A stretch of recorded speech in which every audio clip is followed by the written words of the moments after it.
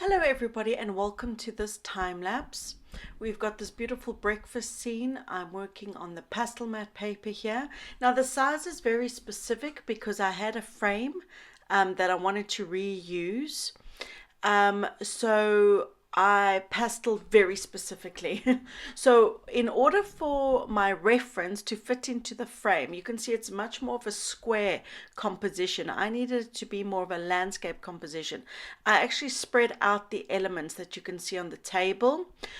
So there's quite a few changes that I made. This image was generated using Mid-Journey, an AI program, I should say.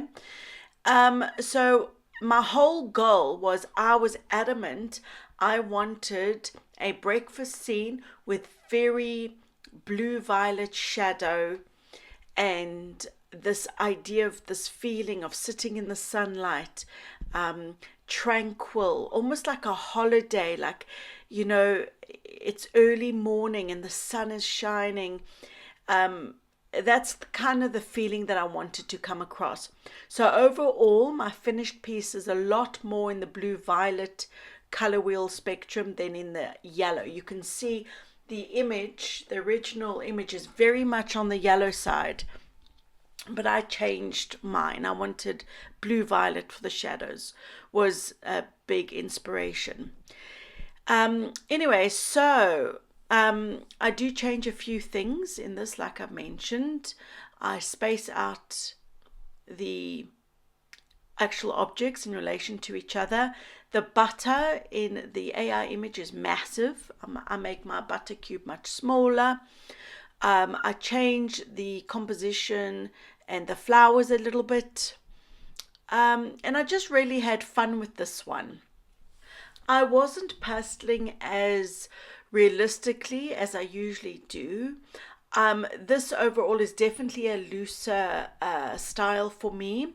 So you'll see, often I talk about how man-made objects really need to be accurate. Your spheres need to be accurate, otherwise it becomes an eyesore. So if you're doing a piece and it's got a teacup in it, for example, like this one, and the sphere and the teacup's wonky and the saucer's wonky, it's going to make the whole painting look odd. But if the whole painting as a whole is loose and the shapes are all a little bit off, it actually fits in quite well. It becomes an eyesore when you paint other aspects of the painting realistically and then just have one thing that's man-made that's wonky. Your eye will be drawn to that wonkiness. But in this one, everything's a bit wonky. So yeah, this is, and I didn't worry too much about it. For me, the main thing I wanted to get across was the feeling. Like I said, the feeling of sitting on like a holiday breakfast, somewhere quiet, somewhere peaceful, somewhere where the morning sunshine is just streaming onto your table and dappled light because there's trees around you. That is what I wanted. That was the whole point of me creating the image in the first place, the AI image, and then of course my painting. So when you generate an AI image, or anyway with Mid-Journey, it's the only AI program I've used. So I guess I can only really talk about that one. There's always going to be mistakes. So for example, the butter in this one's huge, doesn't really make sense. The spoon was looking weird in the reflections. It was just something about it wasn't looking right. So I made my spoon look a little bit straighter, as in from the handle to the end of the spoon is really quite wonky. I made that line more straight. So the line I'm talking about, the tip of the spoon to the tip of the handle, more of a straight line rather than so disconnected like in the reference photograph. So there's also a lot of color harmony going on in this piece. I think every object, the honey, the milk, the flowers, the plates, the knife, the toast, the teacup, had the same colors in somewhere along the line. Whether it was the grayish greens I was using or the oranges, every aspect had the same color pastels in, just to create harmony. Now here you can see my vase and flowers is more simplistic, I guess. Um, I just kind of winged it. I did my own sort of thing, which was also fun. Like I said, my whole approach to this was I was definitely using the photo reference as a reference rather than copying it as it was. Usually, I do like to copy my reference as closely as possible because that's the point. I see the reference or I create the reference. I take photographs, my own photographs, or I see another photographer and I'm like, oh my gosh, I want to paint that. And I will stick to as close as possible to the reference. This really wasn't the case for this one. I know you're probably thinking, oh, but it is. There's a milk jug, there's the flowers, the honey.